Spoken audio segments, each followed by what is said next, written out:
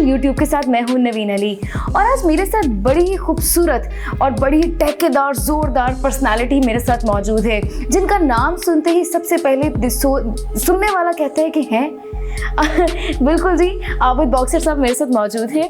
Sir पहले तो आपका बहुत शुक्रिया, बहुत मसरूफ़ और तंग वक्त में से आपने मुझे नहीं कोई नहीं, मैं अपने बेटे के लिए अवेलेबल हूँ, ऐसी कोई बात नहीं है, तो कोई मसरूफियत भी नहीं है। तो अभी तब हाल ही में एक बहुत बड़ा वाक़या आपके ऊपर गुजरा और उसके बावजूद आपके चेहरे पे ये खूबसूरत स्माइल है। ये वाक़या जब हुआ तो उस वक्त आपने फौरी तौर पे क्या रिएक्शन था, आपके ज़हन पे क्या था? मैंने सबसे पहले 15 पे कॉल की। अच्छा, तो 15 पे कॉल करने के बाद क्या हुआ? मैंने उनको कहा ये मेरा घर है, ये मैं हूँ और ये फायरिंग हो रहा है।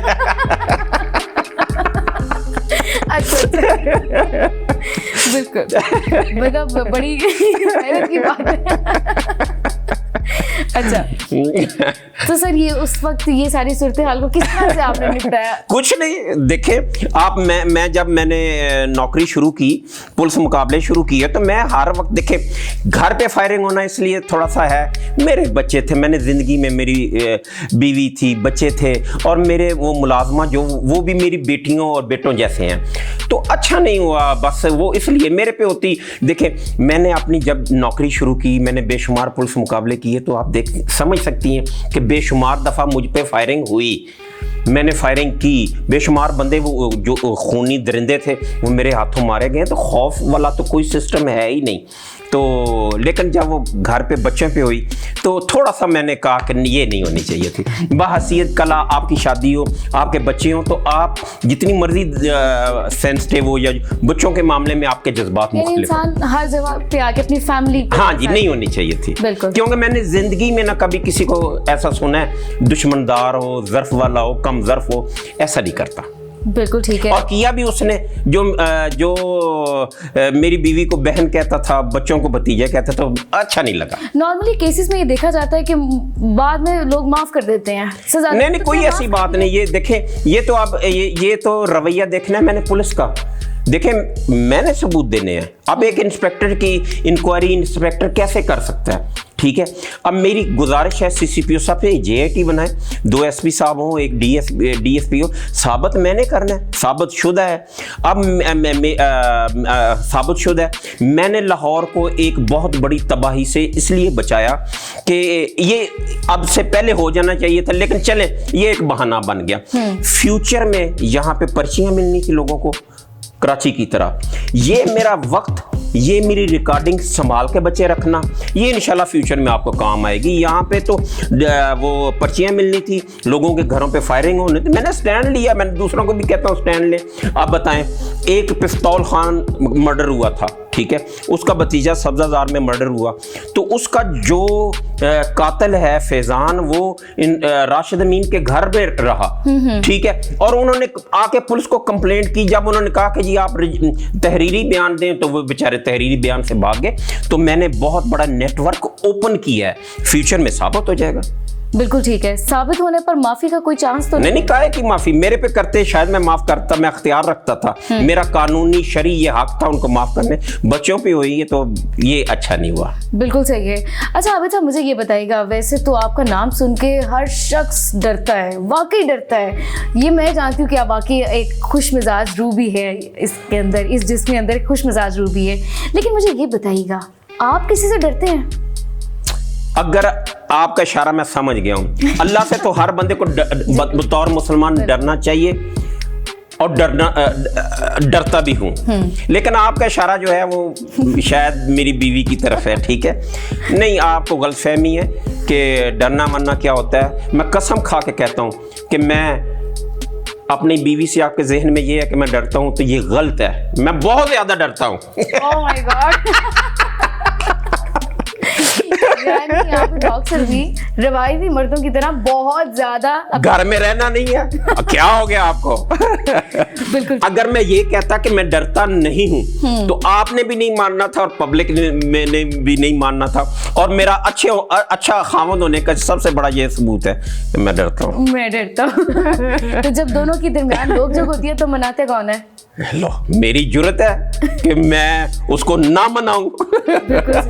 तो हर दफा मैं ही मनाता हूँ। तो ये जो आपकी जिंदगी में एक डर है जी, ये डर का सानिया कब और कैसे पेश आया? शादी के फौरन बाद।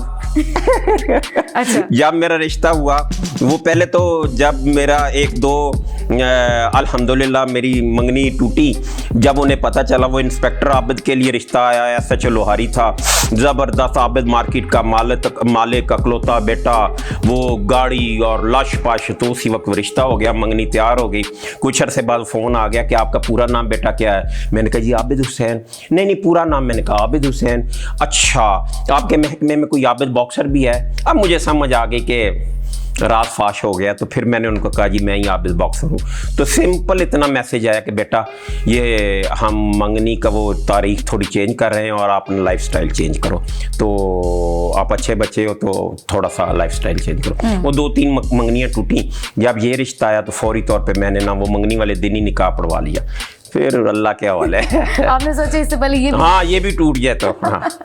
अच्छा, तो सर आपका लिविंग स्टाइल क्या है? मतलब नाश्ते में क्या होता है और ये सारा सिस्टम कैसे चलता है? मतलब टेबल आपकी इकट्ठी लगती है पूरी? नहीं, बच्चे स्कूल जाते हैं, वो अपने अपने टाइम पे उठते हैं, अपने अपने टाइम पे वो नाश्ता करके चले जाते हैं।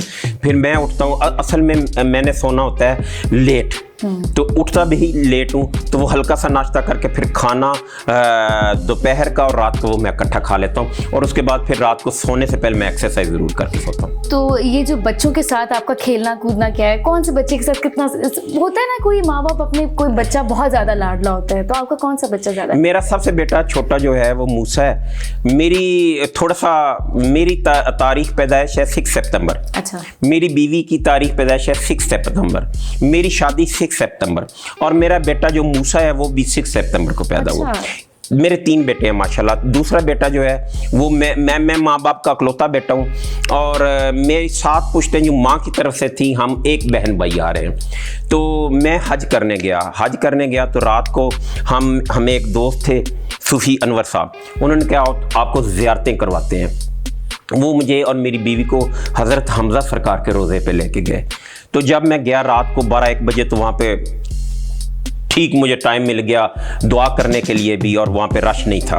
तो मैंने उनका जब वो देखा, उनका वो जहाँ पे वो दफन थे, तो मैंने एक दुआ की कि मेरे अल्लाह आपको हजूर पाक सरकार बहुत पसंद हैं, आप उनसे बहुत मोहब्बत करते हो, और वो अपने चचा से बहुत मोहब्बत करते थे, तो इनके मोहब्बत के सदके मुझे बेटा दे। दूसरा उस वक्त मेरा एक बेटा था अब्दुल्ला, तो वो फिर मेरा बेटा मेरे हज से 1.25 साल बाद ईद मिलाद नबी वाले दिन पैदा हुआ।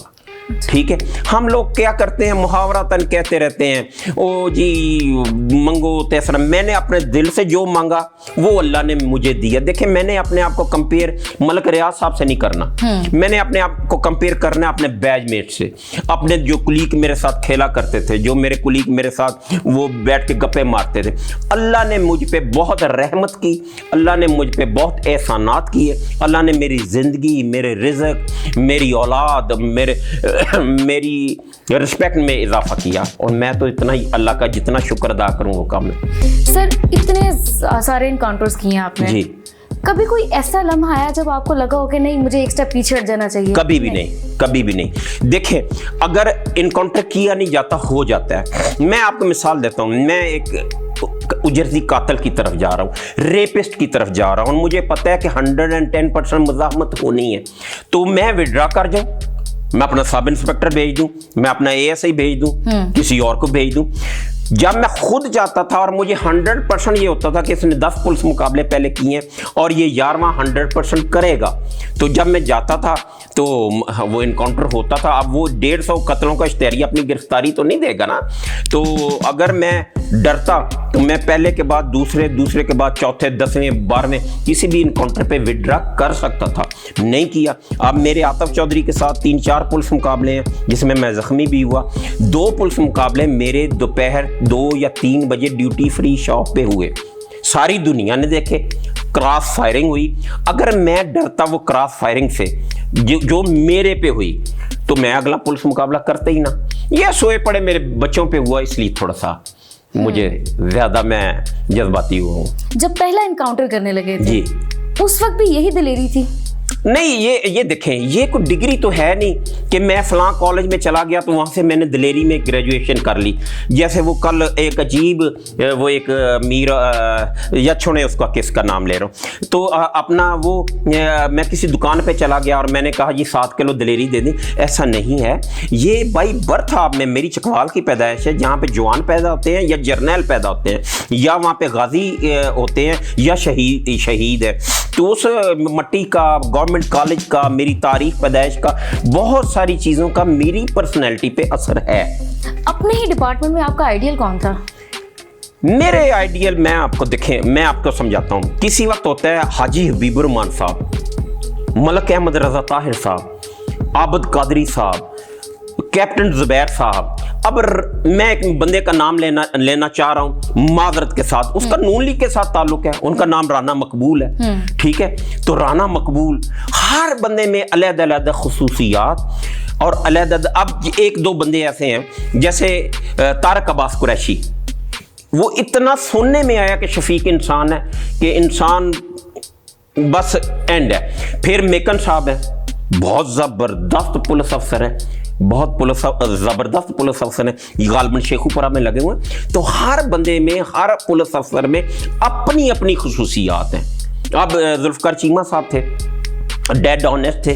मैंने कई बार अपना कहा कि जब मैं बैरून मुल्क था तो मैंने कई बार कहा कि मेरी तफ्तीश उनके पास लगा दी जाए, तो वो नून लीग, उनका भाई नून लीग का MNA था। तो ये एक एतमाद होता है अपने डिपार्टमेंट पे नहीं, लोगों की पर्सनैलिटी पे, कि आप ऐसे बंदे को जिसका भाई MNA नून लीग का, उसके साथ पास अपनी तफ्तीश लगवा रहे हो। तो मुझे एतमाद था कि ये चीमा साहब मरते मर जाएंगे, मेरिट से नहीं हटेंगे। तो हर बंदे में अपनी खुसूसियात है। हाजी हबीबुररहमान साहब जैसा, शौकत जवेद साहब जैसा, ये ऐसे पुलिस अफसर शायद सदियों में आए, कैप्टन जुबैर साहब जैसा। चेहरे पे सख्ती बढ़ती जा रही है, तो जरा थोड़ा लाइट सवाल आपसे करती हूँ कि फील्ड से हट के आपका कौन बहुत दोस्त रहा है, कौन आपके साथ बड़ा करीब रहा है, किसको आप बहुत ज्यादा समझते हैं? मैं आपको ना एक छोटी सी आज मिसाल देने लगा। वक्त के साथ साथ इंसान की, जैसे मैं बचपन में था तो मेरी ज़िंदगी का ड्रीम था कि मैं 1 to 5 मोटरसाइकिल लूँ। जब मैं कॉलेज में गया तो मेरा ड्रीम था कि मेरे पास कार थी लेकिन अच्छी कार लूँ। जब मैं मास्टर कर रहा था तो मेरा था कि मैं अपना कोई मुकाम पे चला जाऊँ, मेरा ड्रीम था। तो जब मैं पुलिस में चला गया तो मेरा ड्रीम था कि मैं अपना मुकाम पैदा करूं, नाम पैदा करूं।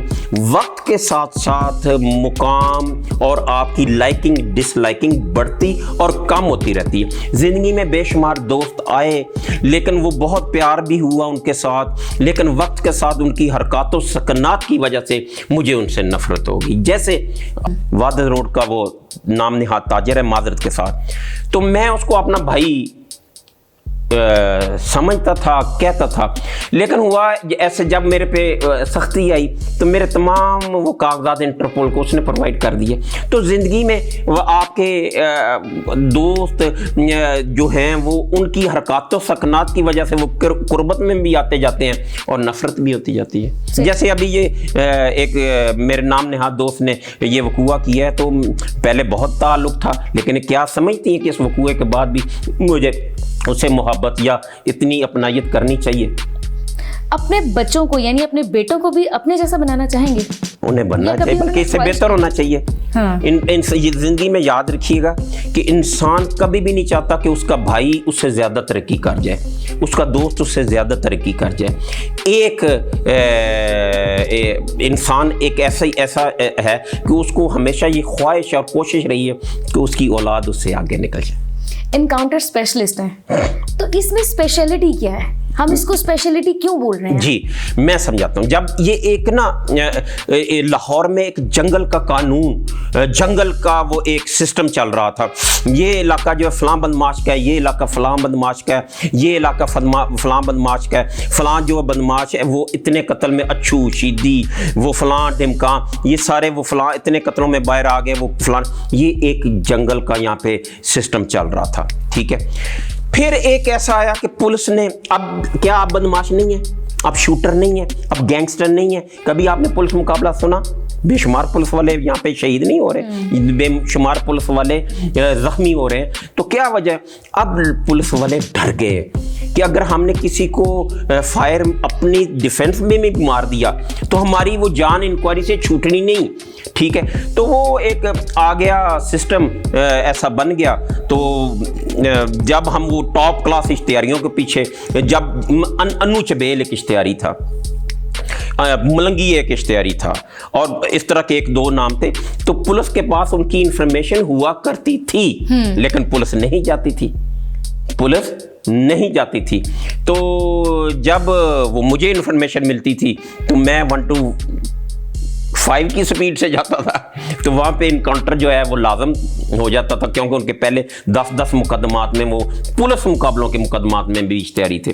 तो फिर वो आहिस्ता आहिस्ता इनकाउंटर स्पेशलिस्ट का नाम खिताब मिलता गया, वो बढ़ता गया, वो स्पीड भी बढ़ती गई, वो रिस्पेक्ट और वो इज़्ज़त भी, वो शोहरत भी बढ़ती गई। तो मैं अपने काम करने की सलाहियत को भी बढ़ाता गया। बिल्कुल सही है। आपके बारे में एक बात मशहूर है कि आप एक वाहिद बंदे जिसने शहबाज शरीफ की आंखों में आंखें डाल के बात की है। शहबाज शरीफ के साथ कोई ऐसा जुर्रतमंदाना वाकया आपको याद हो जिसके बाद आपको खुद लगा हो यार कमाल कर दी था मैं यार? नहीं, कुछ नहीं, ऐसा नहीं है। देखिए, कुछ ना लोग अपना जो काम करते हैं वो एक प्लान के तहत करते हैं। मेरे साथ क्योंकि जुल्म हुआ था, मेरे खिलाफ झूठे पर्चे थे, मेरे खिलाफ मेरे मामू को मार दिया गया दौराने तफ्तीश, तो वो मेरे पास एक मवाद ऐसा था, नफरत का कह लें, या मेरे पास ऐसा एक मवाद था जिसमें वो मेरे साथ सख्त ज्यादती हुई थी। उसने मुझे, चले हल्का फुल्का दलेर तो मैं पहले ही था, लेकिन उसने मुझे मजीद ये एक मुकाम पे खड़ा कर दिया कि नहीं, इसके खिलाफ मैंने बोलना है। लोगों का एक बच्चे ऐसे है कि लोग समझते हैं जब वो उतर गया तो मैं बयान देने लग पड़ा, ऐसा नहीं है। 2014 में मैं सबसे पहले इंटरव्यू दिया, उसमें मैंने शहबाज शरीफ चीफ मिनिस्टर था, उसके बाद वो दोबारा चीफ मिनिस्टर हुआ था और उसका प्राइम मिनिस्टर भाई था। मैंने उस वक्त टीवी पे आके तमाम मामलात को ओपन किया और उसके बाद मुझे 3 दफ़ा इंटरपोल ने पकड़ा, 3 दफ़ा। तो अल्लाह ने मुझे माफ़ी दी, अल्लाह अब भी देगा। ये सारे मामला, सारी सिचुएशन के अंदर कभी कोई ऐसा लम्हा आया हो जब आपकी आंखों में आंसू आए हो? कोई ऐसा लम्हा आया जिंदगी में? नहीं, ऐसा तो नहीं, लेकिन एक दो ऐसा वाक़यात मैं आपको बताता हूँ। जब एक जगह मैं गया तो नवाकोट का इलाका था, वायरलेस चली कि एक बंदे को गोली मार दी गई है। तो वहाँ पे मैं गया तो वो पता चला कि ये बंदा मंडी जाता था, मेवा मंडी, सब्जी मंडी। तो ये 1800 या 2000 रुपया लेके जाता था और वहाँ पे जाके ना वो थोड़े से वो फल खरीदता था, 200 या 400 वो प्रॉफिट पे वो बेच देता। उसकी 4 बेटियाँ थी, तो बेटा नहीं था। तो वो जा रहा था तो डाकू ने ना उससे वो 2000 छीना, जो उस वक्त उसके लिए 2 करोड़ था। तो वो मज़ामत हुई तो उसने उसको मार दिया। आप बच्चे ये मुझे बताओ, उन 4 बच्चियों का जिनका कोई वाली वारस नहीं, जिसका बाप 2000 की खातिर मारा गया, उनका फ्यूचर क्या होगा? कौन उनको संभालेगा? कौन उनको पढ़ाएगा? कौन उनकी शादी करेगा? तो बहुत दुख हुआ। हिम्मत की, कुछ ही देर बाद वो ट्रेस हो गया।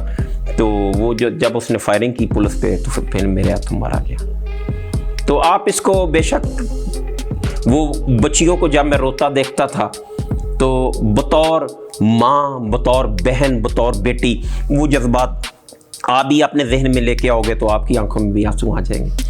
बिल्कुल सही है। अच्छा सर, ये बताइएगा कि कुकिंग वगैरह करते हैं, शौक रखते हैं ऐसा किचन में जाने का? नहीं, ऐसा कभी किचन में इनकाउंटर किया हो? नहीं, वो जो महाज है वो बीवी के पास ही है। मौसम कैसा पसंद है आपको? सही बताऊं तो सर्दी, ठीक है। सर्दी में आप अपनी बचत, या गरीब आदमी भी अपनी बचत ऐसे कर सकता है कि वो स्वेटर पहन लेगा, वो डबल स्वेटर पहन लेगा। गर्मी में ज़रा जो गरीब हैं बेचारे, वो पंखे से के लिए भी तरसते रहते हैं। तो मुझे वैसे ही सर्दी पसंद है। ड्रामे, फिल्में, टीवी एंटरटेनमेंट कभी थे। अब नेशनल ज्योग्राफिक चैनल या इस तरह की डॉक्यूमेंट्रीज जो कोई आपकी इंफॉर्मेशन में इजाफा करे तो वो अब। आबिद बाक्सर ऑब्वियसली शॉपिंग के लिए तो निकलते होंगे ना? नहीं, कभी भी नहीं। खुद से नहीं, कभी भी नहीं गए। मुझे 2-2 माह किसी वक्त हो जाते हैं, क्योंकि जब आप अपनी सिक्योरिटी पे कंप्रोमाइज़ करते हो तो आपका नुकसान होता है। जब आप सिक्योरिटी लेके चलते हो तो लोग उसको तरह तरह का नाम देते हैं। जैसे अब मुझे सिक्योरिटी की ज़रूरत है अपनी, ठीक है, मैंने कभी भी पुलिस से नहीं मांगी। असूलन क्या मैं इस शहर का शहरी नहीं हूँ? क्या प्राइम मिनिस्टर की ज़िंदगी मेरे से ज़्यादा अहम है? क्या आईजी की ज़िंदगी मेरे से ज़्यादा अहम है? अगर वो अपनी सिक्योरिटी लेके फिर सकते हैं, मैं क्यों नहीं? या तो मेरी ज़ाती दुश्मनियाँ हों, ये तमाम दुश्मनियाँ मुझे गिफ्ट स्कीम के तहत पुलिस से मिली, ठीक है, पुलिस मुकाबलों की वजह से मिली। तो मैं अपनी जब सिक्योरिटी लेके जाता हूँ तो लोग उसको तरह तरह का नाम देते हैं। कोई अच्छे तजिया निगार हैं तो वो उसको कहते हैं यार इसने अच्छे सिक्योरिटी का अपना सिस्टम किया हुआ है। कोई नाकदीन है तो वो कहते हैं लो जी बदमाशी कर रहे हैं, खुद 2, 3, 4, 5 गड्डियां ते जा रहे हैं तो गनमैन विच बिठाए। तो इस तरह के मामला से बचने के लिए मैं कोशिश करता हूँ कि मैं घर से काम निकलूँ। डिपार्टमेंट में अभी भी आप जैसे जरूरतमंदाना लोग मौजूद होंगे, उन्होंने कभी आपसे ट्रेनिंग लेने की कोशिश की, कभी कहा हो कि हमें भी कुछ बताएं सिखाएं, या कभी आपने खुद से सिखाने की कोशिश? बड़े बड़े हीरे मौजूद हैं। एक वक्त ऐसा था, नवीद सईद, आशिक मार्त, आबिद बाक्सर, उमर विर्क, राना फारूक और बेशुमार और लोग ऐसे हुआ करते थे। जैसे उनका एक परसेप्शन ये क्रिएट हो गया था जैसे इन्होंने लाहौर सर पे उठाया हुआ है और इसके बगैर लाहौर नहीं चल सकता। देखे मेरे और उमर विर्क के अलावा सब शहीद हो गए, तारक कंबोज जैसे बंदे शहीद हो गए। तो क्या लाहौर गिर गया? हीरे मौजूद हैं, तराशने की ज़रूरत है। बिल्कुल सही है। कभी घर के अंदर से आपको खौफ की फिजा नहीं है? कभी आपकी फैमिली ने नहीं कहा हो कि बस कर दें, पीछे हट जाएं, ना करें? एक और आपको बताता हूँ, किसी वक्त ना याद रखिएगा, जब आप जिस माहौल में आप शेर का बच्चा बकरियों के बच्चों के साथ पालेंगे तो उसमें बकरियों जैसी खुसूसियात आना शुरू हो जाएंगी। और कई कमज़ोर जानवर, बड़े जानवर, ताकतवर जानवर के साथ होगा तो उसमें थोड़ी सी खुसूसियात उस जानवर की भी चली जाएंगी। जब मैं घर पे हूँ, अगर मैं कोई कमज़ोर बात करूँगा, मेरी फैमिली कमज़ोर बात करेगी तो मेरे हौसले पस्त हो जाएंगे। जैसे अब जिस दिन ये फायरिंग हुई तो मेरे बच्चों के वो शाम को यूनिफॉर्म प्रेस हो रहे थे, तो मैंने पूछा आप कहाँ जा रहे हो? उन्होंने कहा स्कूल। अगर वो ये बच्चे कहते या डर के मुझे सहमा हुआ चेहरा नज़र आता अपने बेटों का तो शायद मेरा हौसला पस्त हो जाता। लेकिन वो जब मैं उनका एटीट्यूड देखा, उनका वो रवैया देखा, आपकी वो बाजी का रवैया देखा तो मुझे हौसला मिला।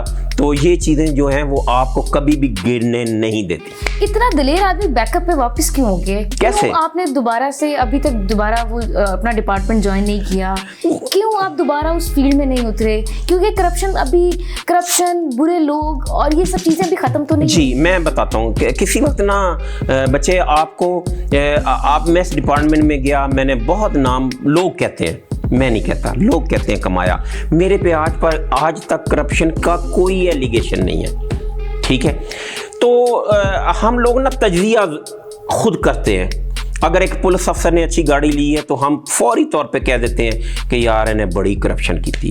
अब जब मैं मैट्रिक में था तो आबिद मार्केट का मालिक था, आबिद मार्केट, इकबाल टाउन, दर्जनों दुकानें थी, किराया आता था, सारे मामला ठीक से। तो जब डिपार्टमेंट में गया मैंने खूब नाम कमाया। अब मैं थोड़ा सा खौफज़दा हो गया कि शायद मैं दोबारा जाऊँ, वो मुकाम ना पैदा कर सकूँ जो मैं छोड़ के गया था। तो अभी भी मेरे पास है 1-2 ऑप्शन महकमे में वापस आने की, तो कभी हो सकता है मैं वापस भी आ जाऊँ।